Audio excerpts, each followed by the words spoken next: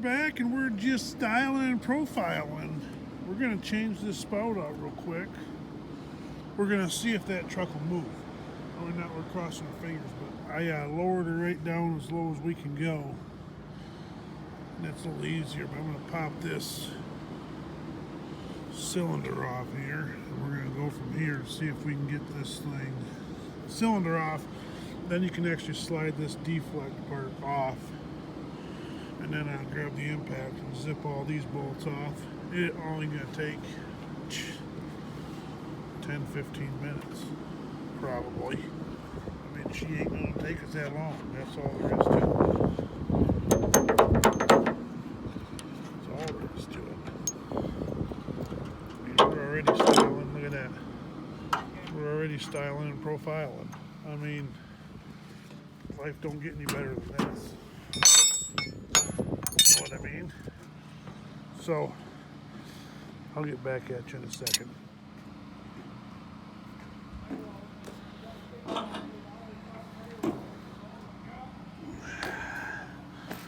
Set that down there.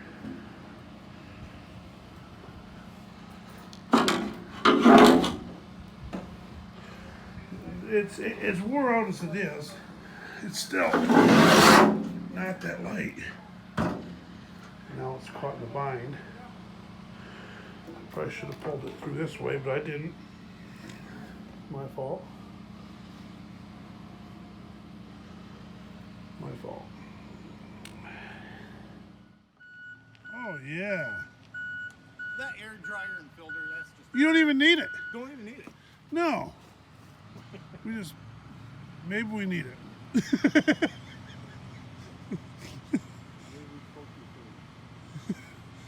It did roll 5 feet, so we're looking better than we were before.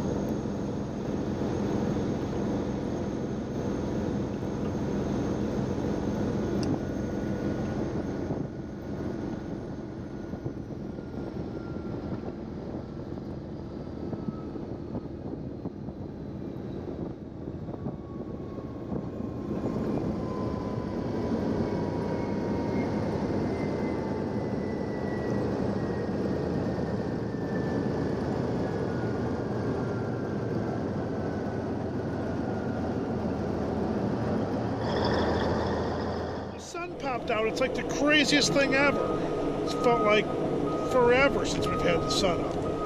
We got the spout on, and everything's working great. Well, we got one little issue, and we'll see how it works out. Might have to change another section of the spout out, and I'll explain it to you. But she is just looking pretty, just like she's shining right up in there. But the problem is, okay, can you see way down in there? Looky there. That's your paddles going around. So let me set you down here. We'll discuss it. You're in the danger zone. If a stick comes up in there, you're going to be in trouble. But that's why I'm not sticking my head in there yet to look at it to show you what's going on. I don't want to get smacked in the face with a stick. Know what I mean, Jelly Bean? But the problem is, if you look at the very top, our holes are not lining up. So at the very top, that tube's got to run straight through, and you can see at the bottom how it's got a lip. This outer piece, sits down a little bit on this one, probably because this collar on this piece is wore out. So this sits down a little lower than it should, which then the chips are hitting right here, which, here's the problem with that. It ain't gonna take too long and you're gonna have a hole right here. The chips will just blow a hole through it. So this is a different piece than that. That looked like it was probably connected. When we put this chipper together years ago, we were throwing all kinds of bits and pieces together. So we might have to change this piece out, this little section right here. It needs to be rebuilt anyway, because I welded that on there years ago. I gobbled it all up, but it doesn't sit right on there, and the bolt hole don't line up right. And that's going to be a problem. So I'm going to talk to some gentlemen, see if we can maybe, when this goes to the shop, pop that out, because that's going to be an issue right here. And the only way I know that is I've seen it before. But this collar on this piece needs rebuilt in there. That clamps together. Now this is clamped together as tight as it can be, but it doesn't clamp tight on that collar on this, because this does rotate, which is why there's grease certs on this, on here. On the old one, there's not grease certs right here on the one that we just took off. So obviously Motorbark's probably had some complaints about this steel wearing out in here, where grease would help you. That's what we're dealing with, but it's working great and it's looking great. That's the only issue we have, and I need to get it fixed, because that will wear a hole out and have chips flying out of here, and then you try to weld it back up, and it's just, I need them chips to fly from coming down here to here without any stopping. I need a nice smooth chute for that wood to go out. Any holdups like that, I mean, you can get clogs up. Here's the thing, I'll explain it to you like this. I just chipped some big rotten aspen and big rotten stuff, and what you got to think of, that tube's not that big. I mean, you'll see my hand here, okay? It's not a huge spout. So I was chipping, it was probably 22-inch aspen that was rotten, nice straight, so it went through here fine. But you're putting a 10-foot like log, let's say, just to visualize it, through that chute in like 6 seconds. So you have just a crazy amount of chips flowing through here, and yeah, that's why it needs to get wore out so fast, and why they shine right up in a matter of like a few loads, a couple loads, and that'll have all the paint wore off in tomorrow. And that's why the welds get wore out and it all breaks apart, because you're just putting so much stinking wood through these tunnels, and it's kind of a bottleneck. as you can see. So you got to be real careful, because this, anything that's kind of stopping can get clogged up, which I've had happen before. Not when you're chipping.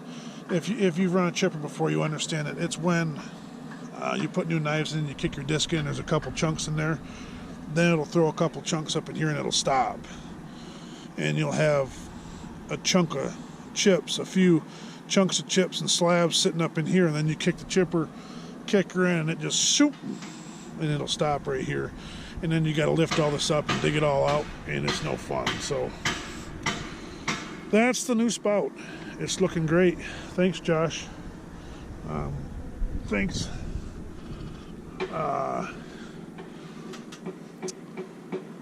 Brian, brain fart, for fixing her up for us. He obviously put a new piece on that and welded her all up in there. It's pretty, and the chips are flowing beautiful.